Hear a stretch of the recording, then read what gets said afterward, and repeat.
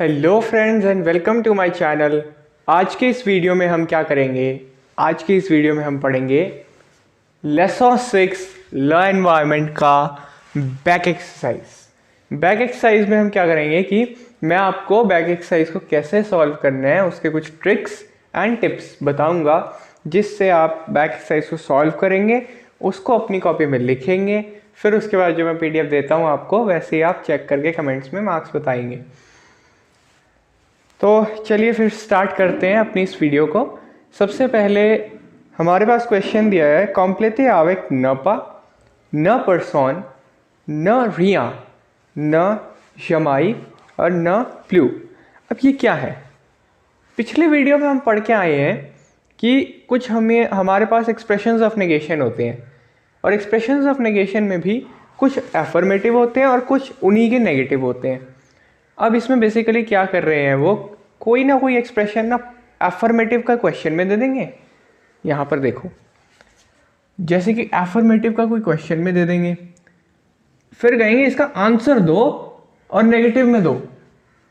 आपको करना सिर्फ ये होगा कि आपको पूरे सेंटेंस में से पकड़ना है कि कौन सा एक्सप्रेशन यूज हो रहा है, कौन सा एक्सप्रेशन ऑफ नेगेशन यूज हो रहा है। उस एक्सप्रेशन ऑफ नेगेशन का नेगेटिव आपको पता होना चाहिए और वो आपने लिख देना है, कुछ भी नहीं है। जैसे कि फॉर एग्जाम्पल यहाँ पर पूछा गया है, मैंने हिंदी में इसलिए लिखा है ताकि आपको अच्छे से समझ आए, क्या कोई प्रॉब्लम है? आतिल दे प्रॉब्लम द ला मेजों, मतलब घर में कोई प्रॉब्लम है क्या उसे? आपने बोलना है नहीं, उसे कोई प्रॉब्लम नहीं है। अब इसको आप फ्रेंच में कैसे बोलोगे? नो इल नापा द प्रॉब्लम, उसको कोई प्रॉब्लम नहीं है। ये बिल्कुल सिंपल सेंटेंस है, इसमें कोई एक्सप्रेशन ऑफ नेगेशन नहीं यूज हो रहा है। सिंपल जैसे हम नापा लिखते हैं एन अपोस्ट्रोफी ए, मतलब he doesn't have any problem. ये तो हो गया सिंपल। अब इसको थोड़ा एडवांस लेवल पे लेके चलते हैं। यहाँ पर मैंने पहले से नहीं लिखा ताकि आपको थोड़ा और ज़्यादा क्लैरिटी आए, साथ साथ लिखो। यहाँ पे मान लो फॉर एग्जाम्पल हम लेते हैं फोर्थ पार्ट। यहाँ पे उन्होंने पूछा है काश तिल कैल्क शोज। पूरा नहीं लिखूंगा, यहाँ पे पूरा वो दे रखा है काश तिल, उसके बाद उन्होंने दे दिया ये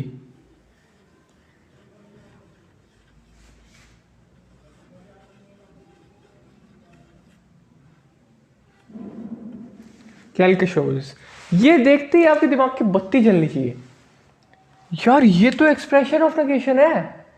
एक्सप्रेशन ऑफ नेगेशन है, इसका मतलब तो मेरे को पता है समथिंग होता है। अब वो पूछ रहा है कि यहाँ पे समथिंग पूछ लिया, यहाँ पे पूरा सेंटेंस दे रखा है उन्होंने पहले से आंसर में। आपको सिर्फ क्या करना है, इसका ऑपोजिट लिखना है यहाँ पे फिल इन द ब्लैंक्स में। इसका ऑपोजिट तो आपको पहले से ही पता है भाई क्या है। यहाँ पे एक वर्ब दिया हुआ है, रुको थोड़ा सा इसको करेक्ट करते हैं।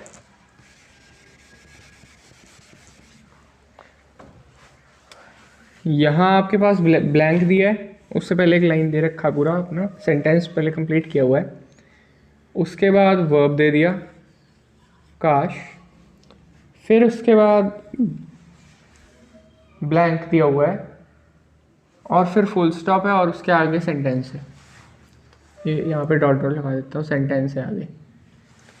आपने सिर्फ इतना करना है कि इसका ऑपोजिट करना है। इसका ऑपोजिट आपकी बुक में, अगर आपने पिछले वीडियो के तहत जो आपको होमवर्क दिया गया था आपने वो किया तो आपको याद है कि इसका ऑपोजिट क्या होता है, न और डॉट डॉट डॉट डॉट करके रिया दे रखा था वहाँ पे, RIEN, न डॉट डॉट डॉट डॉट रिया।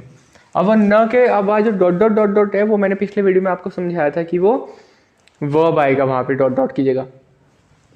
तो क्या हो जाएगा, न प्लस वर्ब प्लस एक्सप्रेशन, न प्लस वर्ब प्लस एक्सप्रेशन, न प्लस वर्ब प्लस एक्सप्रेशन। तो यहाँ पे क्या हो जाएगा, ये वर्ब हमारे पास है, वर्ब से पहले क्या आएगा, न, और वर्ब के बाद में क्या आएगा, एक्सप्रेशन। एक्सप्रेशन का भी क्या आएगा ऑपोजिट, न डॉट डॉट रिया। समझ में आया, न डॉट डॉट रिया। ये तभी समझ में आएगा जब आपने पिछला वीडियो पूरा देखा है, और वो ज़्यादा लंबा नहीं, 10 मिनट का ही वीडियो है, मुश्किल से 9 मिनट का ही है शायद वो भी। तो उसको देख लो और समझ लो पहले इसको, फिर उसके बाद ये समझ में आ जाएगा न डॉट डॉट रिया क्या बोला है। ऐसे बाकी में दे रखा है जैसे कि तुम्हारे साथ कोई बच्चा खेलता है, आपको नहीं मेरे साथ तो कोई भी नहीं खेलता। अब कोई भी नहीं को फ्रेंच में क्या बोलते हैं ये तो आपको पता होगा, तभी आप लिख सकते हो ना। तो इसके लिए आपको याद करना पड़ेगा। तो इस चैप्टर में आपको याद करने का थोड़ा सा ज़्यादा काम है, ज़्यादा भी नहीं है, 1 पेज ही है, कर लो याद, करके लिख लो, लिख के याद हो जाता है, लिख के नहीं भूलोगे। करो करो, अभी ये वीडियो पूरा देख लो, उसके बाद इसको याद करो और फिर दोबारा से एक्सरसाइज को कर लेना। बेशक इसके बाद दोबारा से एक बार वीडियो देख लेना, ये वाली अच्छे से समझ में आएगा। फिर हमारे पास सेकंड क्वेश्चन दे रखा है, ये बिल्कुल ही याद करने के ऊपर है। मतलब ये चैप्टर में से जो क्वेश्चन आएंगे याद करने पे आएंगे। मुझे तो ज़रा नहीं पसंद आता याद करना, मेरे को तो होता है कि समझने वाला आ जाए ना, वो ज़्यादा बेहतर है, बच्चों के लिए भी मेरे लिए भी। मेरे को समझाने में भी आसानी होती है, क्योंकि मुझे लगता है कि अगर आप कोई भी चीज़ समझ लेते हो ना, आपको वैसे ही याद हो जाती है अपने आप ही, फिर आपको याद नहीं करनी पड़ती। अब इसमें ये अब आपको ये याद ही करना पड़ेगा कि कल के शोज़ का ऑपोजिट क्या है ये, और ऐसे वाला क्वेश्चन आएगा ही आएगा। और जब आपको पता है कि 3 नंबर का आना ही आना है या 2 नंबर का, तो उसको याद कर लो। क्या कर सकते हैं, अब हमारी एजुकेशन सिस्टम ऐसा ही है कि याद करना पड़ता है, रट्टा लगाना ही पड़ता है। समझ तो लिया एक बार, लेकिन जब तक उसको रटोगे नहीं, उसको याद नहीं करोगे ना, तब तक नहीं नंबर आएंगे। तो समझाने वाला काम मेरा है, याद करने वाला आपका है। क्वेश्चन 2 में उसने पूछा है कि एक सेंटेंस दिया है, उसके अंदर उसने एक वर्ड को हाईलाइट किया हुआ है, बोल्ड में, बोल्ड किया हुआ है, ठीक है, इसको थोड़ा सा डार्कन किया हुआ है, और इसके आगे सेंटेंस दिया हुआ है। आपको सेंटेंस से कोई मतलब ही नहीं है, आपने सेंटेंस पढ़ना ही नहीं है, एज इट इज़ कॉपी कर देना है, सिर्फ इसका क्या करना है, पॉजिटिव लिख देना है, ओ मतलब ऑपोजिट लिख देना है, ऑपोजिट लिख देना है। ऑपोजिट आपको पता है क्या होता है इसका, धैर्य विद इट्स मात्रा के बिना कुछ नहीं है। French is all about accents. आपका एक्सेंट एक यू कहाँ चला गया और दूसरा एक्सेंट कहाँ चला गया, तो उससे सारी गड़बड़ हो सकती है। इधर वाला ई के ऊपर ऐसे लगाना था या ऐसे लगाना था, ये याद रखना भी बहुत ज़रूरी है, वरना ये क्या करते हैं, आधा नंबर खा जाते हैं। किसको ए बोलना है, किसको ई बोलना है, किसको ओ बोलना है, मतलब इंग्लिश वाला ही काम है यहाँ भी। बट को बट और PUT को पट नहीं बोलते, पुट बोलते हैं, वही वाला चीज़ है यहाँ भी। इंग्लिश की तो हमें आदत होगी 12-15 साल में, अब इसकी आदत डाल लो, 3 साल ही पढ़नी है, और ये आपका आखिरी साल है मोस्ट प्रॉबेबली, अगर आप इसको आगे परस्यू नहीं करते हो तो।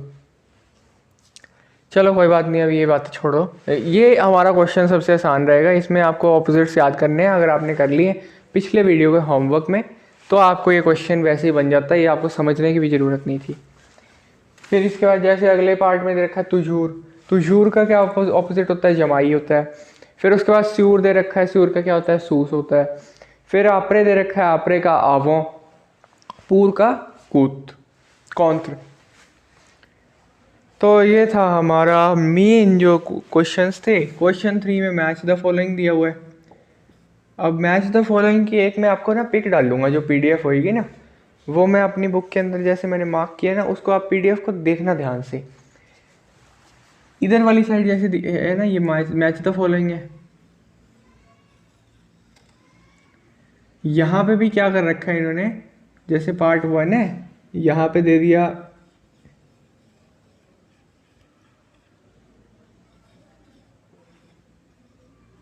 नहीं समझ में आ रहा, कोई दिक्कत वाली बात नहीं है, कोई बहुत इंपॉर्टेंट चीज़ नहीं लिखी मैंने। यहाँ लिखा है कैल्क शोज, यही वाला शब्द। अब और इधर कहीं पे यहाँ पे D में दे रखा होगा, पूरे सेंटेंस में कहीं ना कहीं मिल जाएगा आपको ना, एक वर्ब दे रखा होगा और फिर उसके बाद रिया दे रखा होगा, मतलब बेसिकली इसका नेगेटिव दे रखा होगा। आपको पता है ये एक्सप्रेशन ऑफ नेगेशन और ये इसका नेगेटिव है, इनको आपने क्या कर देना है, मैच कर देना, आई एम सॉरी। इनको आप जैसे ही मैच करोगे ये आपका आंसर करेक्ट हो जाएगा। ऐसे ही एक में फ्रेंड्स दे रखा है, दूसरे में भी फ्रेंड दे रखा है, एनकोर दे रखा है, ENCORE एनकोर।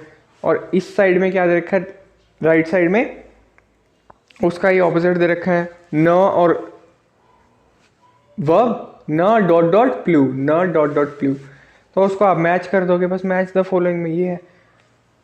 फोर्थ का मैं आंसर तो आपको प्रोवाइड कर दूंगा फोर्थ क्वेश्चन का, लेकिन वो यूजलेस है, वो क्वेश्चन ही यूजलेस है। उसको एक बार सिर्फ नज़रें फेर लेना उसके ऊपर से, लेकिन उसमें से कोई क्वेश्चन आ नहीं सकता है पेपर के अंदर।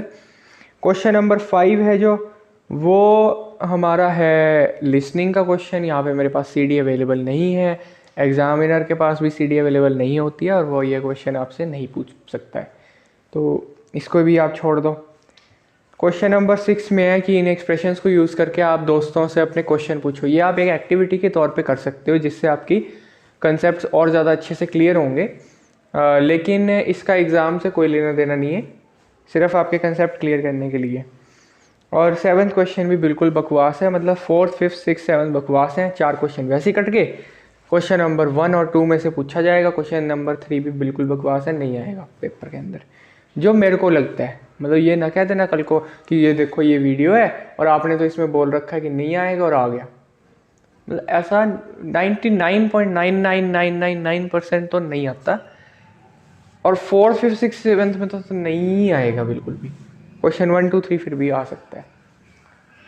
इस चैप्टर में से मतलब बहुत ज़्यादा नहीं आएगा, अगर आएगा भी तो एक्सप्रेशंस ऑफ नेगेशन भी पूछेंगे वो, या कोई ऑपोजिट पूछ लेंगे, एक ही चीज़ आएगी दोनों में से। तो ये था आपका चैप्टर। मेजर पार्ट कवर हो चुका है, मेजर के सारा ही पार्ट कवर हो चुका है, सिर्फ एक छोटा सा टॉपिक रहता है कॉइन कल्चरल, वो भी उनके लिए जो देखना चाहते हैं, जिनके स्कूल के पेपर में आता है वो देखें उस वीडियो को, वरना नहीं देखो, कोई दिक्कत नहीं है। मैं बना दूंगा, डाल दूंगा, ताकि आपको कोई दिक्कत ना आए। ठीक है, चलो goodbye, thank you very much, bye bye.